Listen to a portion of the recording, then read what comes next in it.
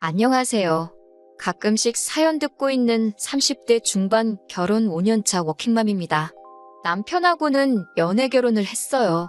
2년이라는 긴 연애 끝에 결혼했고 결혼한 지도 어느덧 5년이 넘었습니다. 저 어려서부터 사업하시던 아버지 덕분에 부족함 없이 자라왔어요.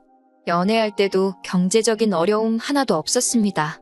남편은 저와 반대로 어렸을 때는 엄청 가난하게 보냈다고 합니다. 과거에 회사 다니시던 시아버지가 IMF 맞고 회사가 부도가 나서 실직을 하게 되셨고 그 뒤로 다시 취직을 하지 못하시게 되면서 가족들이 길바닥에 나앉게 된 상황에 음식 솜씨 좋으신 시어머니가 반찬 가게에 취직을 하셔서 일을 하시며 생활비를 버셨다고 들었어요.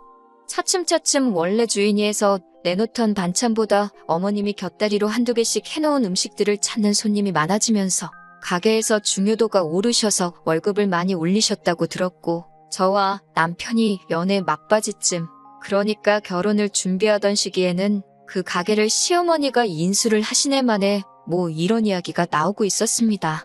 덕분에 결혼할 때 시댁에서는 돈이 조금 필요한 상황이라 지원을 많이 받지는 못했어요. 시아버지가 심지어 퇴직금 받은 것에 더불어 같이 사업하자는 전 직장 동료에게 속아 넘어가 빚부증까지 서게 되었고 그 빚을 갚고 있느라 남편도 당시에는 모아놓은 돈이 많은 편은 아니었었습니다. 그나마 다행인 건 당시 저희 부모님이 여유가 있는 편이었고 저도 모아놓은 돈이 조금 있었다는 거예요. 사랑하는 사이인데 누가 돈을 더 해오는 게 뭐가 중요한가 싶었어요.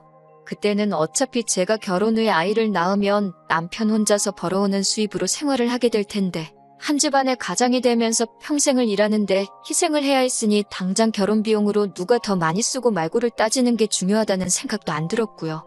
그렇다고 제가 모아놓은 돈이 억소리나게 많은 것도 아니고 친정 부모님이 아파트를 해결해 주셨지만 그것도 무슨 노른자위 땅에 있는 몇십억짜리 집 해주신 것도 아니고 경기권 신도시 근처에 있는 지은지 조금 된 아파트 정도를 해주셨으니까요. 평생을 바쳐 일하게 될 남편 노동값에 비하면 크게 차이가 날 거라고는 생각하지 않았어요. 아직도 제가 일을 하고 있을 거라곤 그때 당시에는 생각하지 못했으니까요. 아이러니하게도 과거에 힘들었던 시댁은 반찬 가게를 실제로 인수하게 되면서 저희가 결혼 후에는 주변의 입소문까지 타게 되면서 장사가 엄청 잘 되게 돼요. 3년 만에 빚도 다 청산하시고 지금도 성황리에 장사 중인 상황입니다. 반대로 중국을 오며 가며 사업을 하시던 아버지 회사는 불경기 속에서 차츰 실적이 안 나오기 시작하더니 코로나 터지면서 완전히 망해버렸고요. 아버지 사업이 망하기 전까지는 저도 집에서 전업주부로 살고 있었는데 집안 상황이 어려워지니 제가 일을 안 할 수가 없더라고요. 아무리 결혼할 때 먹고 살만해서 저희한테 집을 해주셨다 한들 남편 외벌이 가지고는 친정의 생활비 명목으로 돈을 보내기도 눈치가 보였고 액수도 둘이 벌어먹고 살기에나 적당하지 양가 부모님 똑같이 챙기면서 모으기에는 모자란 부분이 있었으니까요. 또 남편도 연애 때도 그랬지만 입에 돈 아껴야지 절약해야지를 달고 살았는데 결혼 후에도 그 버릇이 고쳐지지는 않았어요. 어렸을 때 힘들게 자랐다고 하니 오죽 힘들었으면 그래도 한참 때인 나이인데도 저렇게 갖고 싶은 거 참고 쇼핑을 가도 세일 코너 아니면 쳐다보지도 않고 그러는 모습 보고 안쓰러웠던 적도 있었거든요. 그런데 이제는 그런 모습이 정말 지치고 짜증이 나기 시작하네요. 남편이 친정 가는 걸 너무 좋아하거든요. 시댁 가는 건 그렇게 싫어하면서 친정에는 오히려 먼저 나서서 가자고 합니다. 친정에 가면 어머니가 이것저것 막 퍼주시고 외식도 시켜주시고 그랬으니까요. 아직 우리가 신혼이던 초반에는 아버지 회사가 상황은 안 좋았어도 아예 망하지는 않았었으니까요. 저희만 갔다 하면 저희들 데리고 바로 장 보러 가셔서 저희들 필요한 장도 대신 봐주셨고 그날 저녁까지 반찬 이것저것 해서 다 싸주셨어요. 어머니가 이제 연세도 많고 하시니 저는 부담스럽기도 하고 저희 때문에 하루 종일 불 앞에 서 계시면서 반찬하는 거 보면 마음이 안 좋거든요. 제가 음식을 못하는 것도 아니고 말했다시피 결혼 초반에는 전업주부였으니까 제가 해먹으면 되는 거였으니까요. 그래서 하루는 친정 가자는 남편한테 오늘은 가지 말자고 했어요. 남편이 왜 안 가냐고 집에 지금 김치가 없다고 김치 받으러 가야 된다고 하더라고요. 그 말 듣는데 어이가 없어서 김치 그거 얼마나 한다고 남들도 다 돈 주고 사 먹는다고 하는데 우리도 돈 주고 사 먹자고 했어요. 그랬더니 생각이란 건 1초도 하지 않고 대번에 김치는 장모님이 해주신 거 가져와서 먹으면 공짠데 뭐하러 돈을 써가면서 먹냐고 하더라고요. 참나, 엄마 김치는 땅 파면 나오는 건가? 저게 30살 먹은 사람 머릿속에서 나올 수 있는 말인가 싶었습니다. 정말 냉장고에 김치만 있다면 아침 드라마에서 본 것처럼 김치로 싸대기를 한 대 날려주고 싶더라고요. 그리고 시어머니가 반찬 가게를 하시는데 왜 김치를 꼭 우리 엄마 김치를 먹어야 하냐고 따졌어요. 그랬더니 남편이 거기는 돈 주고 파는 것이지 않냐고, 돈 주고 파는 걸 공짜로 어떻게 가져가냐, 그건 도둑질이라고 하는 거다. 오히려 저를 가르치려 들더라고요. 지네 부모님 건 돈 주고 사야 된다고 그렇게 챙기는데 또 장모님 내서 가져오면 공짜 아니냐고 맛있게 처먹기는 다 처먹어 놓고 저희 엄마한테 감사하다고 선물이나 용돈 한 번 제때 준 적도 없어요. 한 번은 정말 저희가 부탁드린 적 없는데도 반찬통 커다란 것 여러 개 이것저것 싸가지고 찾아오셨어요. 제가 친정 가는 거 탐탁지 않아 했으니 거의 2주에 한 번꼴로 오던 저희가 친정에 통 오질 않게 되니 친정어머니가 무슨 일인가 하고 스스로 찾아오신 거죠. 반찬 가게 하시는 시어머니는 한 번을 먹고 싶은 반찬 있냐 물어보신 적도 없는데 이렇게까지 해주시니 너무 감사했죠. 그런데 남편은 그 상황에서도 차비라도 하시라고 용돈 조금 쥐어드릴 법도 한데 그런 것도 없고 너무하더라고요. 제가 조금 드리라고 눈치도 줬는데 양가의 용돈은 똑같이 드려야 나중에 말이 안 나온다면서 거절당했고요. 그 와중에 친정어머니가 싸다 주신 반찬 정리하면서 이 반찬통은 다 쓰면 돌려드려야 되나 묻고 있더라고요. 아직 새 것 같고 좋아 보인다고 우리가 그냥 쓰면 안 되냐고요? 저는 그냥 그런 게 어릴 적에 힘들게 자라서 몸에 배어있는 아끼는 습관이라고 생각했습니다. 그냥 뼛속까지 거지근성으로 가득 차 있는 사람이라고는 생각도 못했어요. 아버지 사업이 기울게 되면서 집은 많이 어려워졌지만 그나마 다행인 건 아버지 회사가 망하면서도 빚은 그렇게 많이 지지 않았다는 겁니다.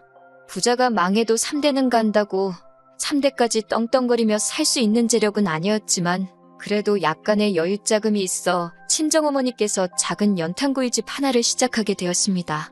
친정아버지는 사업 노하우를 가지고 계시니 다시 일어나 보겠다고 따로 일을 하시고 어머니 혼자 당장 필요한 생활비에 노후 준비 겸 해서 일하시고 계시는 상황이었어요. 저도 혹시 모를 상황에 대비해서 혹시나 친정부모님께서 생활비라도 필요하시다 해서 드려야 할 상황이 온다면 제 돈으로 해야 여러 말 안 나올 것 같아 다시 일을 시작해야 할 것 같다는 생각에 다시 취직을 하게 되었습니다. 남편은 그런 제 속도 모르고 이제 둘이 일하니까 부자가 되는 건 순식간이겠다고 좋아라 하더군요. 저도 일을 시작하다 보니 몸이 피곤해서 주말엔 집에서 쉬고 싶고 친정어머니도 일 시작하시면서 저희 반찬해 주실 시간이 없으니 코로나 시작되고부터는 정말 단 하루도 찾아뵌 적이 없어요. 전화로 연락 몇 번 하는 게 다였고요. 하늘도 무심하지 그나마 야간 장사를 해야 돈이 벌리는 가게를 선택하셨는데 방역수칙 때문에 늦게까지 일도 못하고 가게를 일찍 닫아야만 하는 상황이라서 제 마음이 더 아팠습니다. 그런데 얼마 전 친정어머니로부터 충격적인 전화 한 통을 받게 되었습니다. 이런 말 하기 좀 모하다고 하시며 말을 쉽게 꺼내지 못하셨는데 요는 남편이 최근 들어 친구들이나 회사 동료들하고 친정어머니가 하는 식당에 가서 공짜로 먹고 온다고 하네요.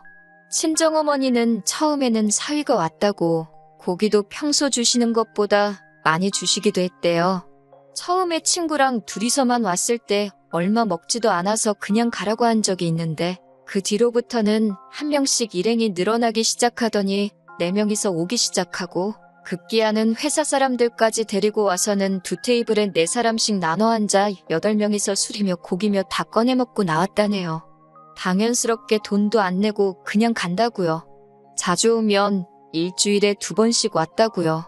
사위가 장모님이 하는 식당에서 밥 먹는 게 뭐가 문제냐 하실 분들도 있겠지만 과거에 반찬 이야기 할 때는 시어머니 반찬 가게 음식은 파는 거니까 돈 주고 먹고 집에서 살림하는 장모님이 한 반찬은 돈 안 내고 먹어도 된다는 논리를 펼치던 사람이 이제 와서 내로남불하고 있는 거잖아요.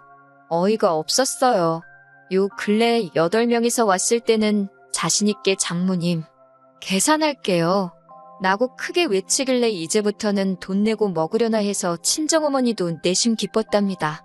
그런데 계산한답시고 한 행동이 장모님 여기 사위의 사랑이요 하고 한 번 꼭 안아드리고 나왔다네요. 내야 될 돈은 안 내고 시덥잖은 애교 부리면서 가는데 이제 어머니도 더 이상 참을 수 없다고 하시면서 저한테 결국엔 연락하신 거예요. 정말 미치겠더라고요. 오죽했으면 베푸는 것 좋아하는 엄마가 나한테 전화로 이런 이야기까지 할까 싶었어요. 그래서 그날 저녁에 남편한테 그동안 나한테 말 안 하고 엄마 가게 가서 무전 취식을 했냐며 따졌는데 사위가 장모님 가게에 가는 게 어떻게 무전 취식이 되냐고 하더라고요. 가족끼리 고기 좀 그거 먹을 수도 있는 거 아니냐면서요. 그래서 제가 그러면 앞으로 나도 시어머니 반찬 가게 가서 아주 냉장고가 차고 넘치게 다 집어오겠다고 울음장을 놓았어요. 자기가 했던 말이기도 하고 저도 강하게 나오니까 아무 말도 못하고 씩씩대고만 있더라고요. 아무튼 이제 더 이상 다른 사람 데리고 가서 공짜로 먹고 오는 거 안 된다는 걸 충분히 이해시킨 것 같으니 그냥 저도 그쯤에서 넘어가려고 했지요. 그런데 정말 이 뼛속까지 남아있는 거지근성은 어디 버릴 수가 없는 건지 정말 남편의 어이없는 행동에 넋을 놓아버리는 일이 얼마 뒤 일어났습니다. 친정엄마한테서 또 전화가 왔어요. 제 남편이 또 친구들하고 다녀갔다고요. 목소리가 안 좋으시길래 엄마한테 혹시 또 돈 안 내고 그냥 갔냐고 조심스레 물어봤는데 다행히 어머니께서 이번엔 돈을 내고 갔다고 대답해 주시더라고요. 계산하고 갔는데 왜 전화 주셨냐고 물어봤는데 어머니가 뭔가 말을 꺼내시려다가 집에 남편 도착하면 알 거다 말하고 한숨 푹 쉬면서 전화를 끊으셨습니다. 무슨 헛짓을 하고 왔는가 오만 가지 생각이 드는데 문 열고 들어오는 남편 보면서 아주 기절초풍하는 줄 알았습니다. 양손 가득 비닐봉지를 들고 들어오길래 뭔가 해서 봤더니 엄마 식당에 셀프바에 있는 겉절이 김치를 싸가지고 왔더라고요. 이 미친 인간아 이걸 왜 가져오냐 소리쳤더니 이건 엄연히 셀프바에 있는 공짜를 가지고 온 거라고 그게 뭐가 문제가 되냐는 식으로 당당하게 나오더라고요. 아침 드라마에서처럼 김치 가지고 싸대기를 날리지는 못했지만 그 봉지를 뺏어서 얼굴에다가 철푸덕 던져버렸어요. 봉지가 터져서 겉절이 김치로 범벅이 된 남편이 적반하장으로 밑반찬은 자기가 낸 돈에 포함된 거 아니냐고 하면서 뭐가 문제냐고 계속 큰 소리를 치고 있더라니까요. 더 어이없는 건 나중에 엄마한테 전해 들은 건데 친구들한테도 한 봉지씩 싸줬다고 하더라고요. 온갖 생색은 다 내면서요. 겉절이가 집에서 간단하게 만들기엔 김장보다 편하지만 식당에서 하는 건 김장 못지않게 어렵거든요. 거기에 요즘 경기에 사람 쓰기도 뭐해서 정말 주방일도 엄마 혼자서 하시는데 매일같이 한 달어이씩 하시는데 그걸 공짜라고 가지고 온 거예요. 남편한테 그 길로 당장에 부동산 가서 이 집 내놓고 팔리면 그 돈 친정엄마 드릴 거라고? 그러니까 너는 다시 니네 부모님 집에 가 있던가 하라고 했습니다. 멀쩡한 우리 집을 왜 파냐고 따지길래 이 집엔 니 돈 들어간 거 하나도 없으면서 무슨 낯짝으로 우리 집이라고 하냐고 따졌어요. 우리 집이라고 부르고 이 집 지키고 싶으면 당장 시댁에 가서 이 집값의 반을 받아오라고 그렇지 않으면 이 집에서 너랑 같이 사는 것도 다 끝이라고 해줬습니다. 그제서야 남편도 사태의 심각성을 깨달았는지 저한테 제발 그렇게 하지는 말자고 살살 빌더라고요. 하지만 저는 쉽게 끝낼 생각 없었어요. 앞으로 정상적인 결혼 생활을 유지하고 싶으면 당장 시댁에 가서 집값의 반을 받아오라고 저도 끝까지 고집을 부렸습니다. 그렇게 대판 싸운 뒤로 이제 반년이 넘었네요. 방역수칙도 완화되고 이제 늦게까지 장사할 수 있어서 엄마 식당도 어느 정도 궤도에 올라왔습니다. 현재 남편은 집세 명목으로 저에게 생활비를 제외하고도 한 달에 100만 원씩 바로 입금을 하고 있어요. 앞으로 60개월, 그러니까 5년간은 계속 저에게 달마다 100만 원씩 보내기로 했습니다. 친정어머니께서 보태준 돈의 반을 채우면 그때 가서 그만 받겠다고요. 이 돈이 다 모이면 엄마한테 줄 생각이에요. 목돈이 돼서 드리면 당연히 반대하실 테니 앞으로 천천히 친정부모님께 필요한 것들 제가 찾아다가 하나씩 사드릴 계획입니다. 아직 뼛속까지 물들은 남편의 거지근성이 100% 다 바뀌지는 않을 것 같아요.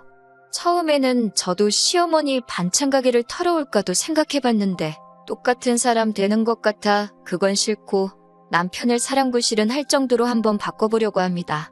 앞으로는 이런 어이없는 일로 싸우는 일 없이 화목한 가정이 되기를 기대하면서 오늘 저의 이야기는 여기서 이만 마치도록 하겠습니다.